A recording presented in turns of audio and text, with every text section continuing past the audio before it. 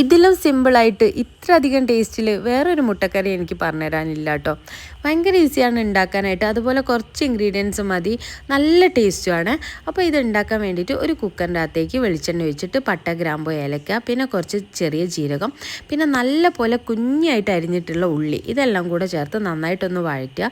പിന്നെ അതിൻ്റെ അകത്തേക്ക് ഞാൻ പച്ചമുളക് ചേർക്കുന്നുണ്ട്, ഉപ്പും കൂടെ ചേർത്തിട്ടുണ്ടായിരുന്നേ, അത് വീഡിയോ എടുക്കാൻ വിട്ടുപോയതാട്ടോ.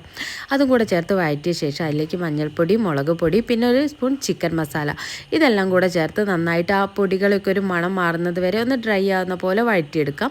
പിന്നെ അതിൻ്റെ അകത്തേക്ക് ഞാൻ തക്കാളി ചേർക്കുന്നുണ്ട്, ഒരു വലിയ തക്കാളി ചെറുതായിട്ട് അരിഞ്ഞതാണ്. അതും കൂടെ ചേർത്ത് നന്നായിട്ടൊന്ന് വഴറ്റിയ ശേഷം നമുക്ക് ഗ്രേവിക്ക് ആവശ്യമുള്ള വെള്ളം കൂടെ ഒഴിച്ചിട്ട് കുക്കർ അടച്ച് വെച്ചിട്ട് 1-2 വിസിലിന് ഇത് കുക്ക് ചെയ്തെടുക്കാം കേട്ടോ. പിന്നെ ആ എയറൊക്കെ പോയ ശേഷം ഒന്ന് തുറന്ന് നോക്കുമ്പോൾ നല്ല അടിപൊളിയായിട്ട് ഇത് തക്കാളി ഉള്ളിയൊക്കെ നന്നായിട്ട് വെന്തിട്ടുണ്ടാവും. അതൊന്നുകൂടെ തിളപ്പിക്കാം. അതിൻ്റെ അകത്തേക്ക് മുട്ട ചേർത്ത് കൊടുക്കാം. പിന്നെ അതിൽ കുറച്ച് മല്ലിയിലയും കറിവേപ്പിലയും ഒക്കെ ഒന്ന് ചേർത്തിട്ട് നന്നായിട്ട് മിക്സ് ചെയ്യാം. നിങ്ങൾക്ക് ഗ്രേവി ആവശ്യമുണ്ടെങ്കിൽ കുറച്ചുകൂടെ വെള്ളം ഒഴിക്കാം കേട്ടോ. ഞാൻ കുറച്ചുകൂടെ വെള്ളം ഒഴിച്ചിട്ടുണ്ടായിരുന്നേ. പിന്നെ സ്റ്റൗ ഓഫ് ചെയ്ത ശേഷം നമുക്ക് കുറച്ച് കുരുമുളക് പൊടിയും പച്ച വെളിച്ചെണ്ണയും കൂടെ ഒഴിച്ചിട്ട് വെറുതെ ഇങ്ങനെ മൂടി വെക്കാം കേട്ടോ. ഒരു അരമണിക്കൂറൊക്കെ ഇങ്ങനെ ഇരുന്നിട്ടുണ്ടെങ്കിൽ അത് തുറക്കുമ്പോൾ നല്ലൊരു ടെക്സ്ചറിൽ കറി വന്നിട്ടുണ്ടാവുക. നല്ല ടേസ്റ്റുമാണ്, പെട്ടെന്ന് ഉണ്ടാക്കാനും പറ്റൂലേ. അപ്പോൾ എല്ലാവരും ഒന്ന് ട്രൈ ചെയ്ത് നോക്കണേ. ബൈ.